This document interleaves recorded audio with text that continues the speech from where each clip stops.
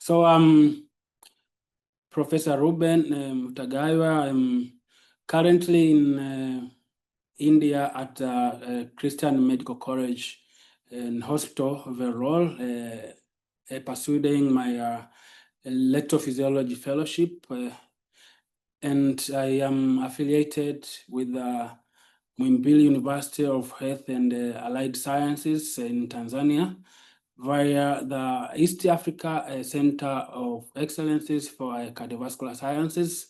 And in the middle of the slides, you can see the phase 1 project of the East African Center of Excellences for Cardiovascular Sciences. But now we are undertaking phase 2 of the project, which is aiming at constructing a state-of-the-art cardiovascular center with about 700 bed capacity. And with the current Jakaya Kikwete Cardiac Institute, Tanzania will now be really offering good and proper cardiovascular services across the region.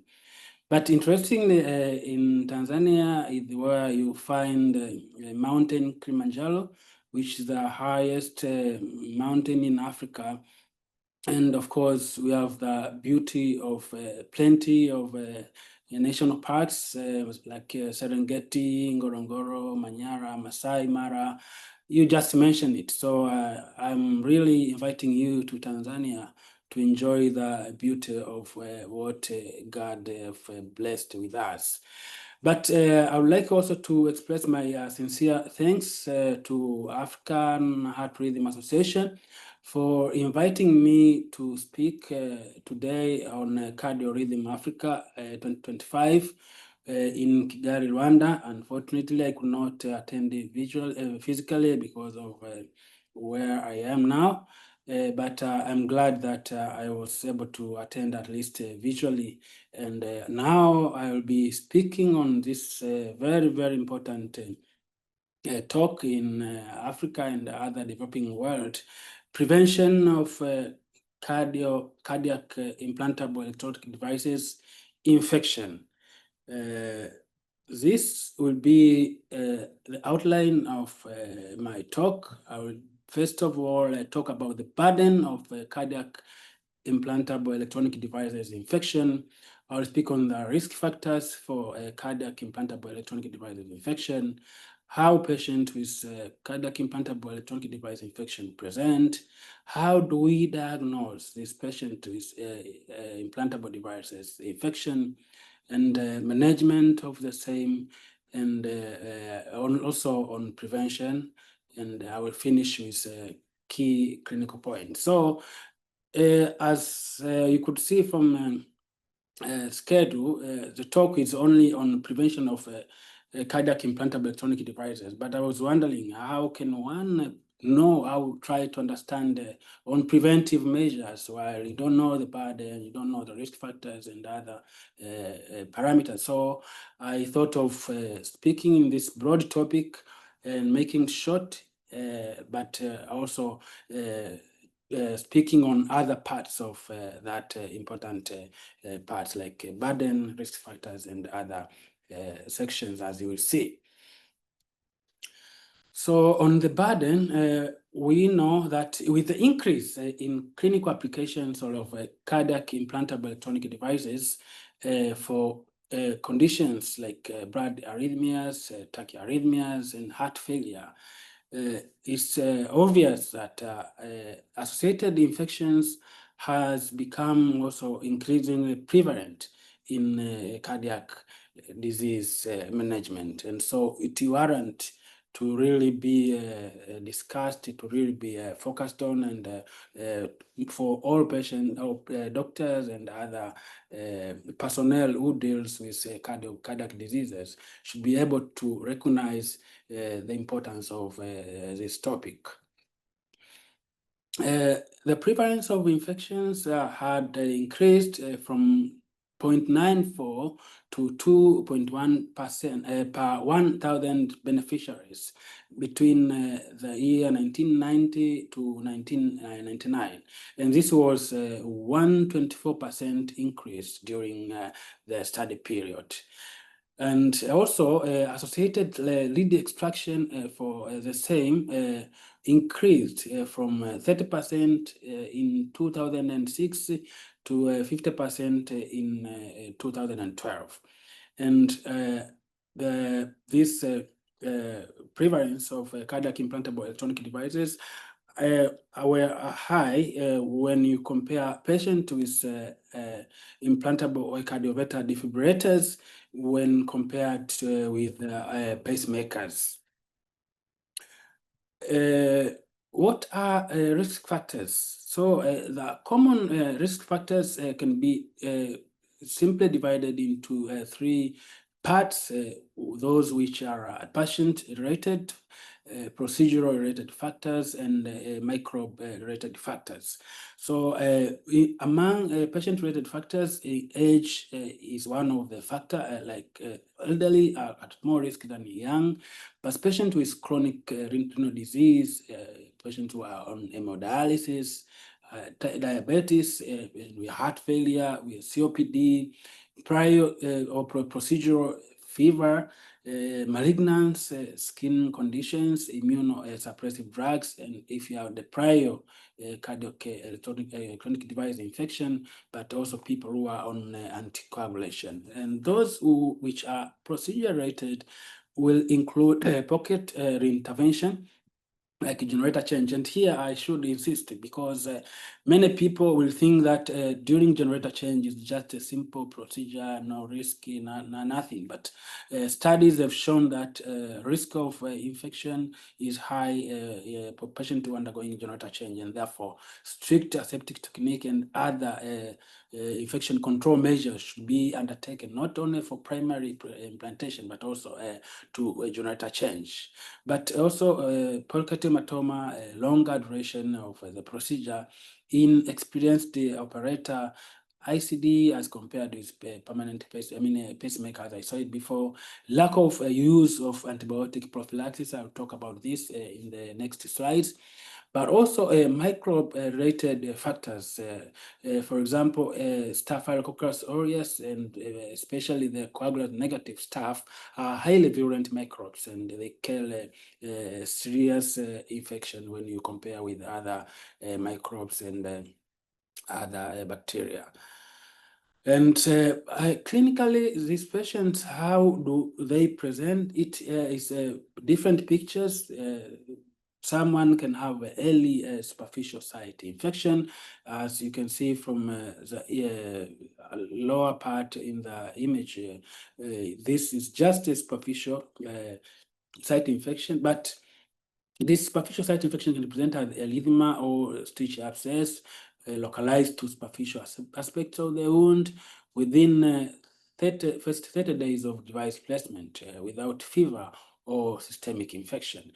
But you can have another spectrum where a patient can have obvious pocket infection with the pocket presenting as pocket discomfort, erythema, swelling, or prurient drainage, as you could see from the left side, 3 images there. Some pus are seen there, and the device is eroded and is exposed to external skin. But also this patient can have fever or maybe have systemic toxicity. So indeed, presentation will depend on stage and patient status at that particular moment. Now, diagnosis is very important to early diagnose device infection for a proper treatment and a proper management, because failure to early diagnose is also associated with complications. So blood culture is part and parcel of diagnosis of device infection, and in many centers, infectious disease team, infectious disease consultation always involved in the procedure and in the process of managing this patient. And blood culture should be, blood sample should be taken in the different sites, more than 2 sites, and also in different blood bot and culture bottles. And one, if you find positive blood culture or patient had prior antibiotics, can offer a transesophageal echocardiograph. And the reason, main objective of ordering a transesophageal echocardiograph is to really know the extent of the disease and complications. For example, issues like valve vegetation, lead vegetation can be determined, but you can also have a negative transesophageal echo. We'll see how to manage these two different conditions depending on TEE findings. And in case you have a negative blood culture, also TEE if is important if concerned for systemic infection, and still TEE can be positive or negative. And the way one go for the next steps will depend on results.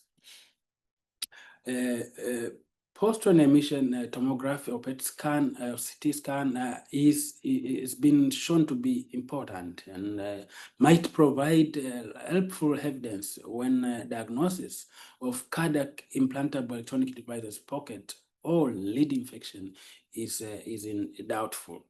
One study showed that PET or CT had a high sensitivity of around 87% and specificity of 100% for device pocket infection, but a low sensitivity of 31% and a specificity of 62% for endocarditis. But I should be able to summarize from diagnostic aspect of view that if a thorough and good clinical examination and of course a good history is sufficient, and mostly can give a diagnosis of up to 80% in patient with device infection, even without doing this added confirmatory test. But good history, physical examination can give a clue of what is going on in terms of patient with a cardiac implantable electronic device. Other confirmatory tests here include taking samples during procedures. And here I would like also to insist that this is very important. You don't only explant the device and do whatever you do, but you have to also take some samples for further analyze. So like we take pus swab from deep pocket for culture and sensitivity and gram staining, tissue from the pocket, and we have the different container one for solid multiple species, again for culture and sensitivity, for AFB. You know that tuberculosis is very common in Africa and of course in developing countries. So studies for AFB, for fungal culture, fungus can be part of a device infection, and therefore that also should be analyzed. But we also take tissue from the pocket with formalin, and here we analyze samples for histology and of course with AFB staining. But other are optional, like if we have copious pus, you can take pus in a blood culture bottle for culture sensitivity. And if true infection is suspected and not erosion, then you can take other materials from that lead, for example, for culture and sensitivity. These are part and parcel of doing a proper such a proper investigation of patient with cardiac implantable devices infection. Now, how do we manage this patient? Complete removal of device is very, very important to cure infection and reduce mortality and morbidity. And it's documented that about 95 to 90 or 99% of patients will be completely cured upon a complete removal of hardware, and of course followed by adequate antibiotics. But we should avoid removal of generator only without lead extraction. And one should implant new cardiac implantable electronic devices on the contralateral side, on the remote side from the previous site, until blood culture is negative or when pocket infection is cleared. Now, issues with timing of placement is controversial. Different people have different approach. Data are not that much evident, not much trials, but at least from hours after removal, one can ask. And I think this is part of a discussion we can discuss in this important meeting of cardiorhythm. After a complete removal of hardware, then one should be offered a complete course of antibiotics, which is trying to cover both gram-negative and gram-positive microbes. And antimicrobial should be based on identification and susceptibility testing, culture and sensitivity. But we know that Staph aureus, especially coagulase negative Staphylococcus aureus, is the most common microbes, and unfortunately, half of them are methicillin resistant. Therefore, administration of vancomycin empirically is warranted until the etiology is identified, or if blood culture is negative, again, vancomycin should be a treatment of choice. So a complete course of antibiotics is very, very important to cure this patient with cardiac implantable electronic devices infection. Now, so if someone has early infection, is a superficial site infection, you can start a course of antibiotics. But if it failed, then one should suspect a pocket infection, and now this one should undergo blood culture and transesophageal echo, as I said before. And this, in terms of management, you will have to remove complete hardware, including generator and all transvenous leads. And if blood culture is negative, then pathogen-directed antimicrobial should be given for 2 weeks. And if blood culture is positive, then pathogen-directed antimicrobial therapy for 4 weeks if it is Staph aureus, and for 2 weeks if it's other pathogens. But if you have a positive transesophageal echocardiography, then pathogen-directed antimicrobial therapy for 4 to 6 weeks should be given beginning after a complete removal of the hardware. Another scenario is when you have bacteremia without evidence of a cardiac implantable electronic device infection. Of course, infectious specialists should be consulted, and you should take out all easily removable non-cardiac implantable electronic devices sources of infection, such as intravenous line. And if there's no identifiable sources of infection or continued clinical concern or evidence of cardiac implantable device infection, and yes, one should may suspect Staph aureus and other bacteria, other microbes, then you remove your device. If it's alpha hemolytic Staph species, beta hemolytic Staph species, then you remove the device and observation, or you can observe without read removal. And here, device removal if recurrent occur, or if bacteremia continue despite appropriate therapy. If you have, on the other hand, gram-negative bacteria suspected, you observe without CID removal. But again, as I said, this approach should be in consultation with the infectious disease specialists. Here you have bacteremia without evidence of cardiac implantable electronic device infection. You remember how we have evidence, as I said, from clinical suspicions and inspection.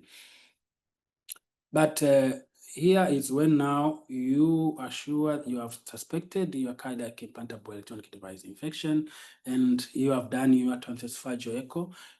For example, if it shows valve vegetation, the approach is to remove the hardware and give antibiotics for 4 to 6 weeks.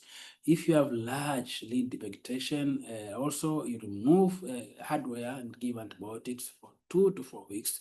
And if transesophageal echo is negative, but you have a positive blood culture or prior antibiotic therapy, you consider a removal of the device depending on microbial antibiotics, microbiology, and of course you give antibiotics for 2 weeks. Now, the issue of reimplant, you can reimplant when blood culture are negative for at least 72 hours, and duration can be longer depending on clinical scenario. And just last week at my hospital where I am now, we just diagnosed a patient with device infection, but he had bacteremia, and therefore we had to give a longer treatment. And of course, we are now waiting because he had a serious infection. So duration will depend on your clinical scenario. On the other hand, if blood culture is negative, but transesophageal echo is also negative, but you still have evidence of pocket infection or erosion, then you remove the device and give antibiotics for 2 weeks. But if there's no evidence of erosion, then you do a close observation. And here, reimplant with specific timing will depend on clinical scenario, and if a cardiac implantable electronic device remains indicated. Now, so this was what I was scheduled to talk on, prevention. Prevention is very important if you want to really avoid this morbidity and mortality associated with device infection. And developing effective means of preventing device infection and early diagnosis are important in reducing mortality, morbidity, and the related medical costs. As you can understand, these complications is really very costly. So one need to have a designed infection control protocol. We should not undermine the importance of proper hand scrubbing. We may see it simple, easy, not useful, but I can tell you, proper hand scrubbing is very, very important. People do take for granted, you go and just wash the hand and is going to implant the device. I've seen this in many centers, and probably it's a high time for medical personnel to oversee and to understand the importance of proper hand hygiene, performing stepwise hand hygiene as shown in this picture representation. You have different steps, and each step has its own meaning. So clean hands will save lives. This should be understood and should be taken with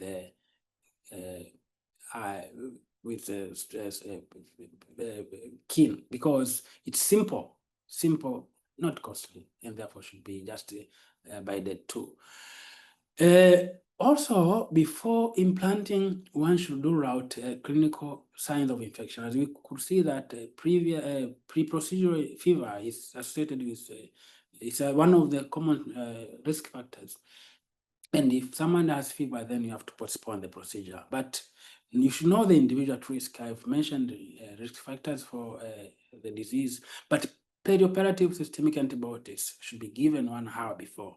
And it has shown to reduce the incidence of infection when compared to with no antibiotic, with a relative risk reduction of 40 to up to 90%, 95%. And a double-blind randomized clinical trial of 1,000 patients in the antibiotic arm showed infection rate of 0.63% when compared to placebo, which had an infection rate of 3.28% with a relative risk of 0.9. Again, surgical area sterilization and aseptic preparation of the skin at surgical site should be done. Electrocautery setting and closure of the skin techniques. Irrigation of device pocket with antibiotics has not been shown to decrease device pocket infection when compared with saline irrigation.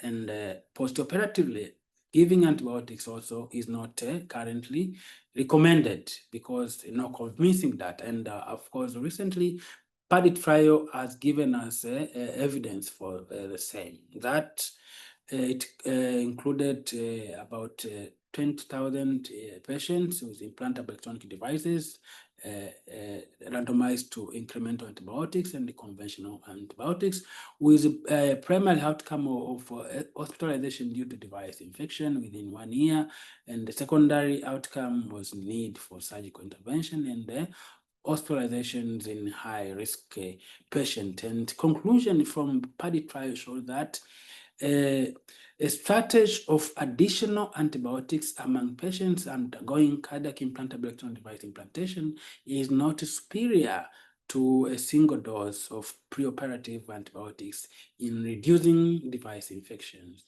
And overall infection rates were low. Therefore, even in patients who were deemed to be at high risk. So postoperative antibiotics is really not recommended.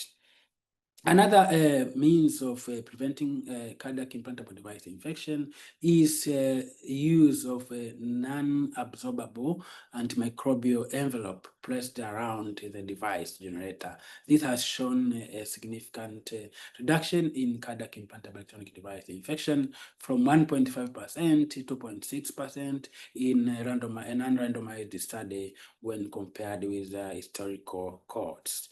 But also, these are non-absorbable antimicrobial envelope have been associated also with reduction in cardiac implantable electronic device-related pocket infection in high-risk populations. Again, antimicrobial prophylaxis is not recommended for dental or other invasive procedures which are not directly related to device manipulation to prevent a cardiac implantable electronic device, because we know and we see that staph